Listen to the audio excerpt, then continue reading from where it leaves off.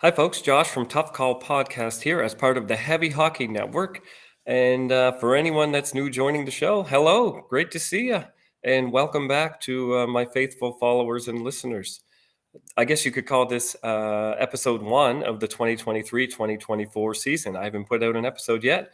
For those of you who are new to the show, usually what I do is I cover NHL suspensions and fines and questionable calls and incidents. Should something have been goalie interference, a goal called back? Was that offside? Was it not? That sort of thing. I have some fun debating some questionable calls and talk about what I would punish and what I wouldn't and why. Typically, an episode would be my rundown of my weekly fines and suspensions compared to what the NHL's Department of Player Safety gave out for that week. And then I cover an incident of the week, something that I highlight as an incident of interest that I want to cover.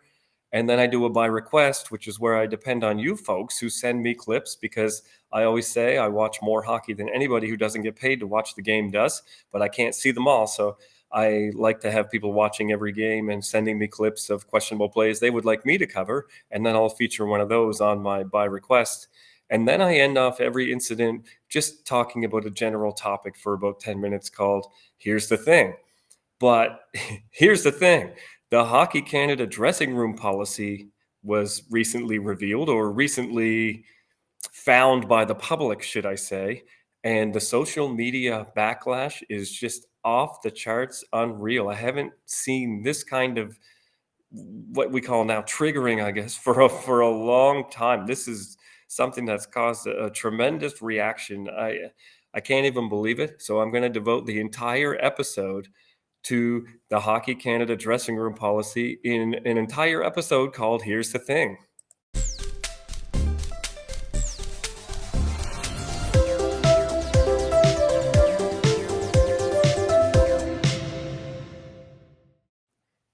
Now, I imagine there's quite a number of you out there going, what is the Hockey Canada dressing room policy? For those that don't know, in September, the Hockey Canada announced a new dressing room policy that is trying to be more inclusive for every part of the population to enjoy the sport of hockey in the same way. That's the ultimate goal here is inclusivity and making sure everybody feels welcome and safe in a space. Now, I've already said words that trigger a lot of people for some reason. I've already said words that get people's backs up. Inclusivity, safe environment, welcoming to all. These are all words that for some reason are taboo. And anytime you mention it, people think you're throwing a political agenda at them. That's not the case. That's not what this is designed to do. Now, I would say right now that I do not represent Hockey Canada in any way, but I'm part of someone who's going to have to implement this. I'm a minor hockey president. I fall under the umbrella of Hockey Nova Scotia. That's who our governing agency is where I live. Like I said, I don't represent them. I'm not part of them, but I am someone who has to follow this policy. And I'm going to have to deal with some of the parents who feel the same way as these folks do online. So I'm just going to try and address some of the concerns that people may have. Now, I'm going to start by going through what the policy is because it's very clear to me that some of the people online have not done that. They've just seen one headline, don't even know what it's about, and they're just overreacting to one aspect of it. Ultimately, it's trying to provide an inclusive, safe environment. And how they're going to do that is to make sure that that changing space, the dressing room area, is all ages, all genders, all human being appropriate. That's all they're trying to do. So they're asking people to come in what they would call a base layer to the rink. Now, that's problem one for a lot of parents. So I'll go through some of the comments, but I'm just trying to give you a general overview of what the policy is. They want you to have a base layer, some sort of undergear. So we're talking compression pants or Under Armour, whatever your base layer is under your hockey equipment, they want you to try and wear that to the rink or into the rink so that you're not getting changed out of your street clothes and into your undergear in the middle of the dressing room. So they're asking you to put your undergear on. They're not saying you have to, they're suggesting it. If you come to the rink in your street clothes and decide you're going to get changed at the rink, now what they want you to do is find a private area, a bathroom stall, something within the dressing room, hopefully, where there's a bathroom or some sort of private area within the dressing room that you can change away from everybody. And then be back in the room with everybody right away with your base layer on. The sooner you can get that base layer on, the sooner you can be around everybody and enjoy the entire dressing room experience from start to finish.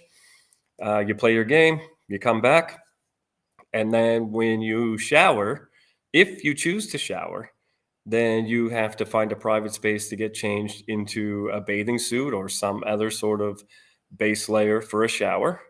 And then you have a shower, then you change out of that base layer into your street clothes, and then you go home and it's over. It sounds like a lot, and people are wondering why are they even bothering? Well, I'm going to get into some of the comments now and address some of the concerns. So I was on Facebook, which is a bad place to be, I guess, but this is where I saw a lot of the comments. So this person jumps right in and says, "So you can't get changed in a changing room? LOL." And yeah, it's kind of funny. But what's a changing room? The policy defines a dressing room as what it is. I think people forget what a dressing room is. It's not a private bedroom. It's not a place where you're supposed to just traipse around naked. It's a place that's defined under the policy as the place where you take off and put on your equipment or hockey gear that you need to play the sport of hockey. That's why you're there. That's what a dressing room is for. Ultimately, there's a lot of things that go on in a dressing room outside of that, but ultimately, that's the function of a dressing room. You put your equipment on, you go out, you come in, you take your equipment off, you go home. You don't know when people are coming and going. There's people of all genders, all ages in there. It's not a private space where you can just do whatever you want. It's a public space. And the Hockey Canada policy finally defines that as what it is. They have another spot called a dressing area. I can't remember the word they use, but it's not the dressing room itself. It's now a dressing area where it's separate, where you are allowed to change into and from that base layer, that sort of thing. That's the private area that's just for you that nobody can go to. That's what you have to find before you enter the dressing room, which is a public space. Makes sense to me. So this next person says, "Really? So when we drive 2 to 3 hours, my kid has to be in a lower dress than the back seat? He'd tell me to pound sand. He isn't 5 anymore, silly." Well, no, no one's telling you to drive 2 and 3 hours with your lower gear on. There's nothing in the policy that says that at all. I know a lot of people reacted this way. What's lower or base layer? It has nothing to do with your equipment. You don't need to put on your pants, your shin pads, your socks, and sit in the car for 2 to 3 hours. People are saying, well, that'd be crazy. Well, yeah, it would be crazy. That's why no one's asking you to do it. So there's no issue there. You either need to wear your base layer under your clothes that you're going to wear to the rink so that when you take your clothes off in the room, you have your base layer on, or you can do what you've always done and wear your street clothes and then change into your base layer in the dressing room. Just now you have to find a private space to do it for 30 seconds to a minute or 2 minutes. Not a big deal.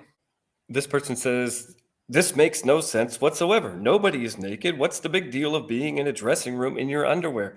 And again, I think it's just that definition of base layer that's vague. And I feel it's intentionally vague to make it easier to implement so that we're not, as people like minor hockey presidents and coaches and volunteers, we're not sort of hamstrung by a specific definition. It's just appropriate coverage. I think there's a little bit of a gray area there so we can use some common sense and understand what works for each individual team. Someone else says it pretty good here.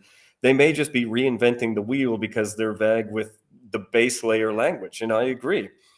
But basically, base layer would be one layer away from nude, I think is what everyone is saying. That's what this person's talking about it as, one layer away from being nude. So basically, you're not naked, you're in your underwear or whatever you have as a base layer that just covers you. That's basically it. There's a little bit of common sense there. Now, this person has a pretty good point. What about those who don't wear a base layer? You can't force them to wear one. Fair enough, you can't. You don't have to wear one, but just like everybody else now under this new policy, if you don't wear one, you go into a stall, and I imagine you have to wear some sort of protective layer or equipment. So as long as you have that base layer on, whatever protective equipment you have for that area, you're covering yourself. That should be your base layer. So instead of going in and putting Under Armour on and then coming out and putting a cup or a jock strap or a Jill strap on, you would just bring that into the stall and put that on in there, and that's your base layer when you come out. Um, Again, I don't see that being a huge transition from what already happens now. This person does go on to say, do they now have to dress alone, which isn't inclusive, or wear all their gear to the rink, which is not safe or possible? Well, we already talked about it. You don't have to wear your gear to the rink, no. But how is an inclusivity policy? This is a fair point. How is an inclusivity policy asking players to now distance themselves and separate themselves from each other for a period of time? And then there's a few people that go on to say things about the cost. Minor hockey is not expensive enough yet. Now we'll have to renovate all arenas at the cost of the parents.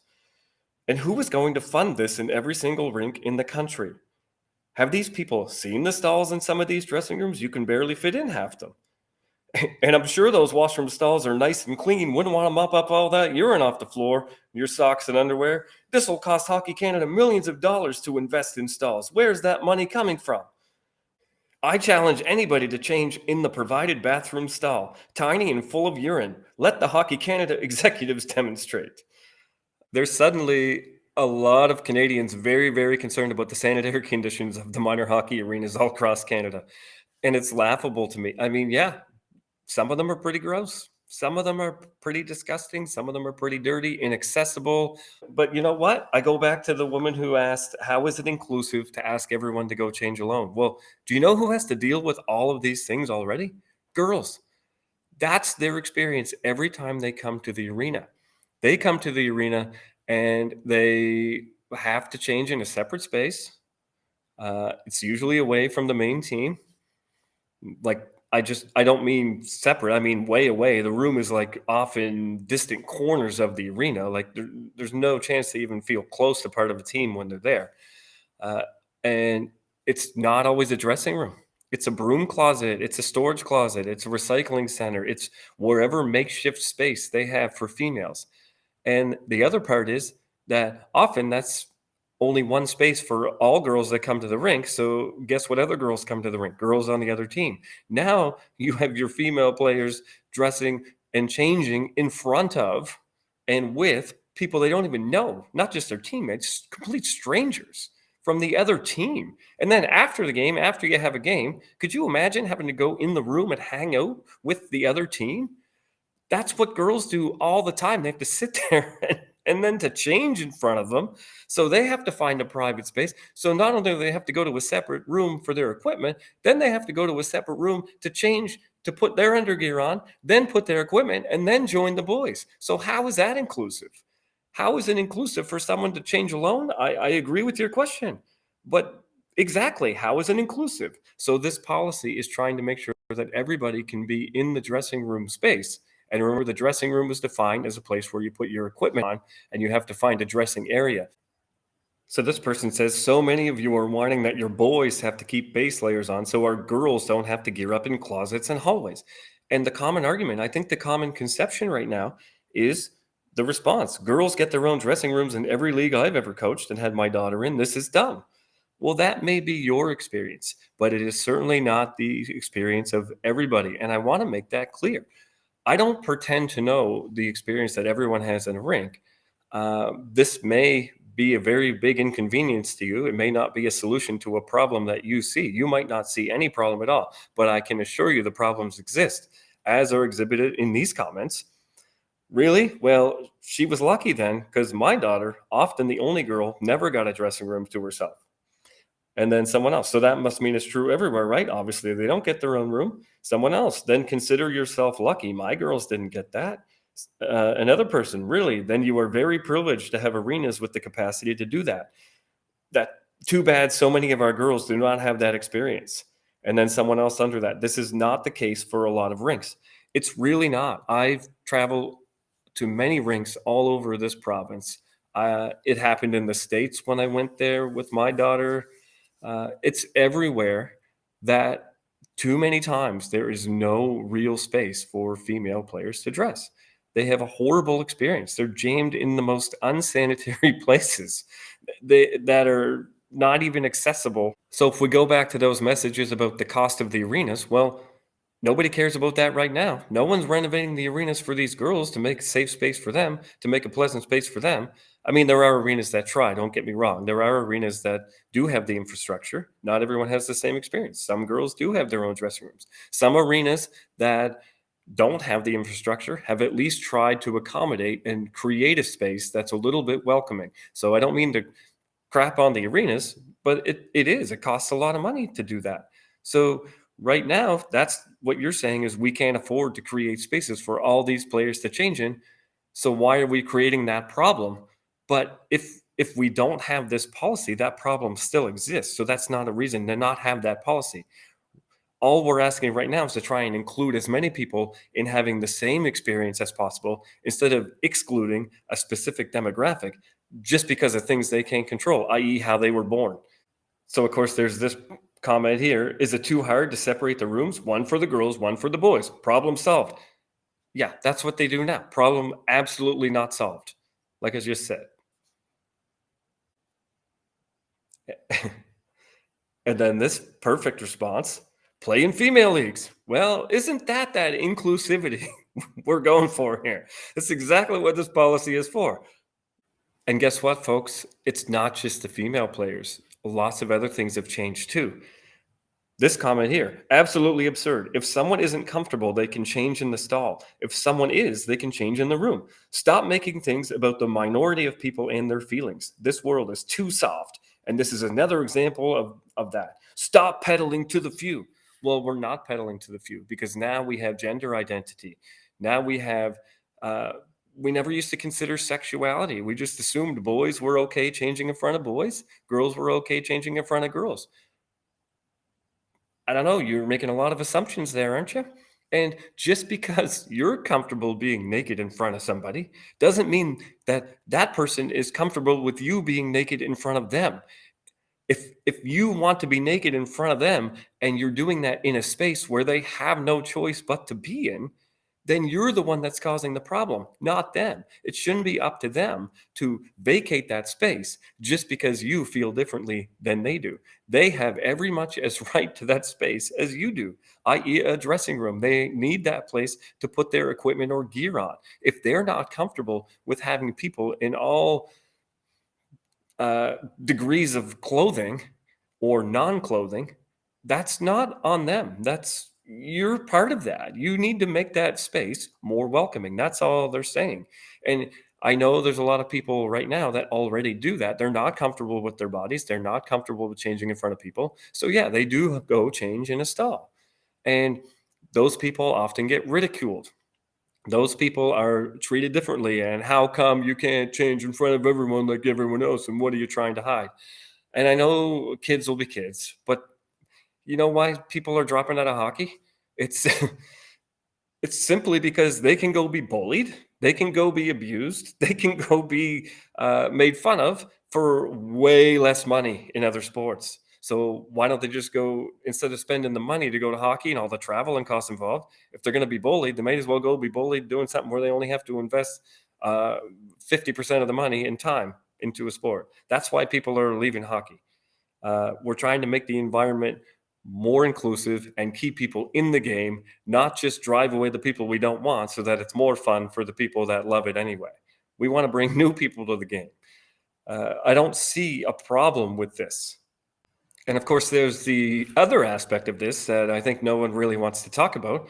There's a comment here coaches aren't supposed to be in the dressing room until 5 to 10 minutes before game time and right after the game only. And then they're supposed to leave, right? That dressing room is supposed to be the player's space. But again, any player like a female has to leave the room.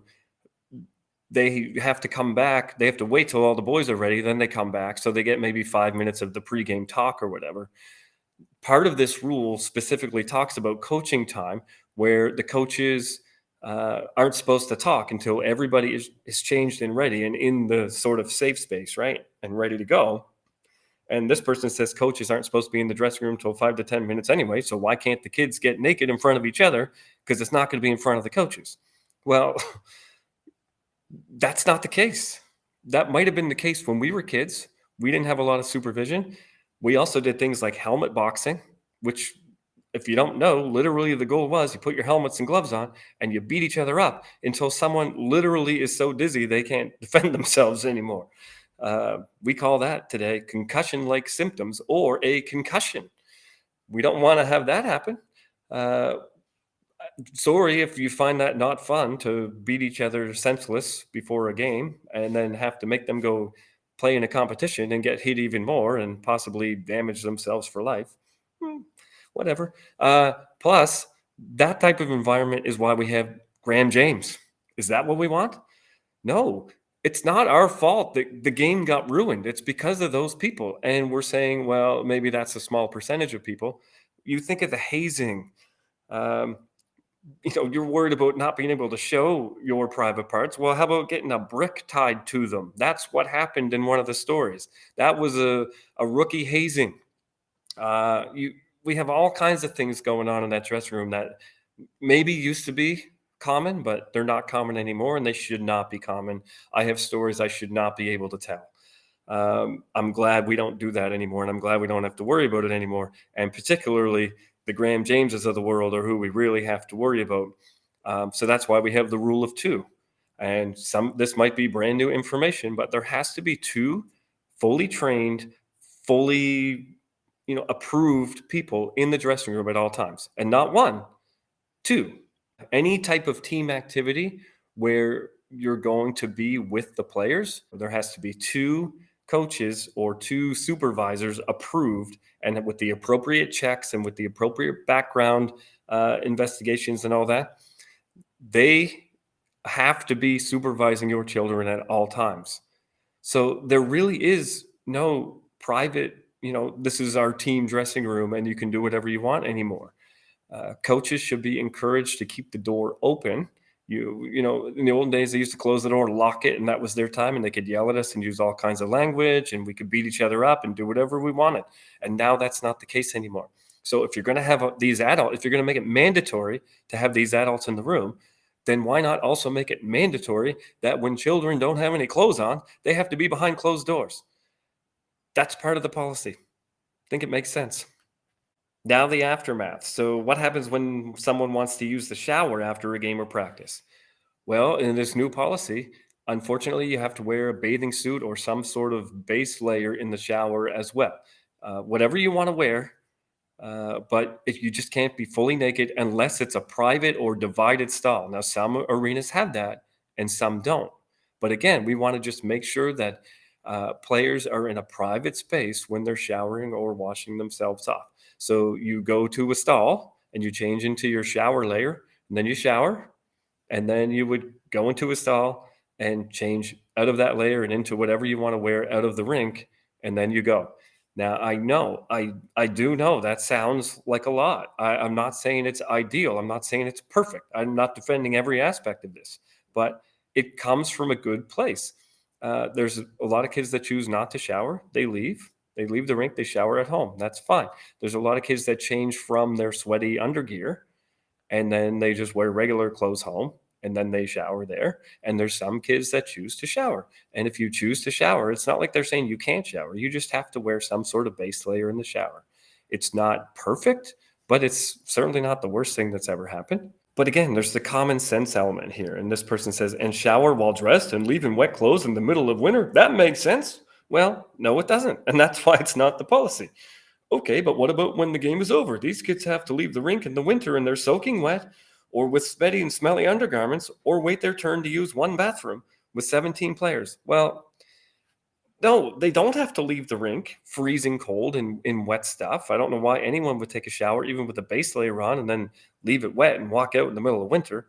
If they do that, that's on you as a parent. Um, Now, the 17 players, I don't know if you've been around a lot of dressing rooms. I don't know 17 players that get dressed at the exact same pace. They put their equipment on at different rates. A lot of players are there before others. I don't think it's just always going to be a lineup of 17 players right at the stop. And plus, a lot of rec league teams don't have 17 players.